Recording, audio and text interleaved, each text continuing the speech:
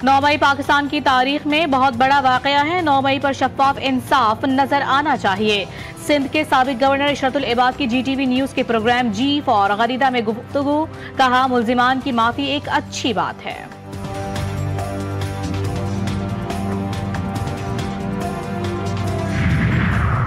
फौजी अदालतों से सजा याफ्ता 19 मुजरिमान रहम की दरखास्तें मंजूर होने के बाद रिहाई पाने वालों की रहम की दरखास्तें सामने आ गईं। मुल्जिमान की रिहाई रहम की दरखास्तें कानूनी कार्रवाई के बाद अमल में लाई गई है। सानिहा, 9 मई की सजाओं पर अमल दरामद के दौरान मुजरिमान ने कानूनी हक इस्तेमाल करते हुए रहम और माफी की दरखास्तें दायर की। मुजरिमों ने दरखास्तों में 9 मई के वाकयात में मुलविस होने का एतराफ किया।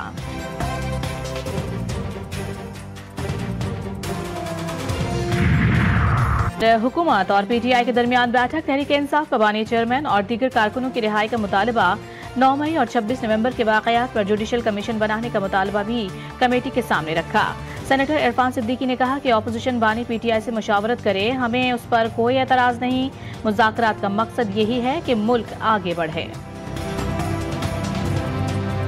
मर्सी पिटीशन जिस वक्त तक हो जाए, लेकिन वो सुप्रीम कोर्ट में एक मैटर ऑलरेडी पेंडिंग है और सुप्रीम कोर्ट ने उसमें ये होल्ड किया हुआ है कि जो भी वहाँ का डिसीजन होगा वो subject to the final determination of Supreme Court होगा। सुप्रीम कोर्ट ने अगर डिसाइड किया कि मिलिट्री कोर्ट सिविलियन का ट्रायल नहीं कर सकती थी तो फिर ऑटोमेटिकली वो कन्विक्शन और सेंटेंस से खत्म हो जाएगी।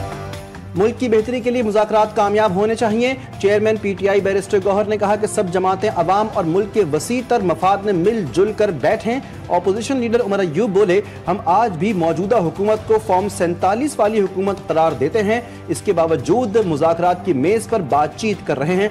वज़ीर आला अली अमीन गंडापुर ने कहा, हमारे मुतालिबात माने गए तो मामलात खुश असलूबी से हल हो जाएंगे।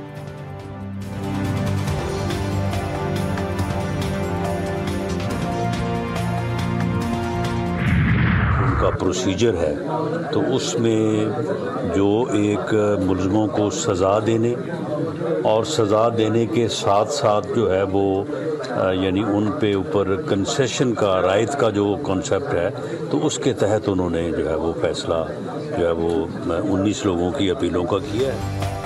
राना सनाउल्लाह ने हुकूमत और PTI के दरमियान होने वाली बैठक को मुस्बत करार दे दिया। बोले, PTI वालों से कहा है कि रिहाई अदालत की जिम्मेदारी है। फौज का अपना एक प्रोसीजर है, अपने निजाम के तहत सजा दी जाती है और माफ किया जाता है।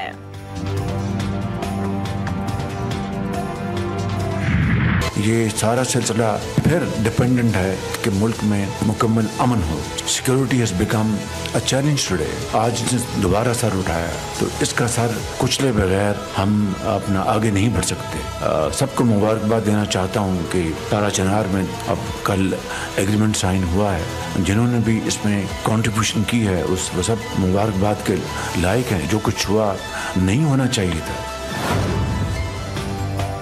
दहशतगर्दी ने फिर सर उठा लिया है, इसका सर कुचले बगैर आगे नहीं बढ़ सकते।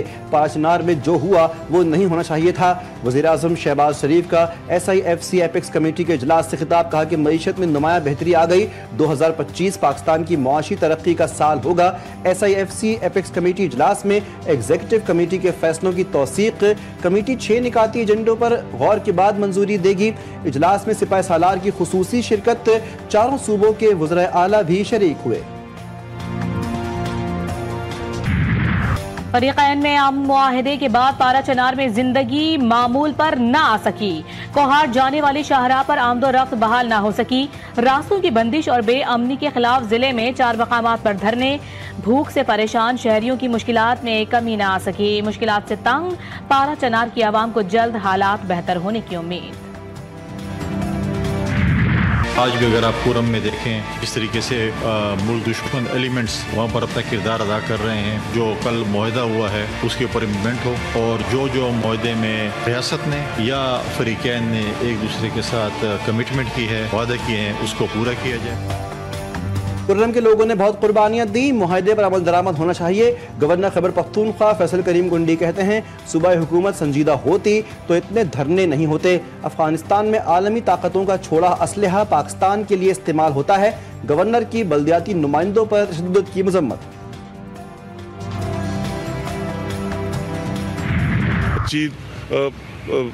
कोई चीज का नतीजा लेना है तो पाकिस्तान के आईन और कानून के दायरा कार में रहते हुए लेना है।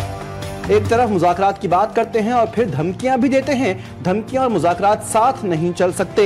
मुस्लिम लीग नून के रहनुमा अमीर मुकाम पीटीआई पर बरस पड़े। मुस्लिम लीग नून के रहनुमा इख्तियार वली कहते हैं पीटीआई का एजेंडा पाकिस्तान है, ना पाकिस्तान की सलामती है।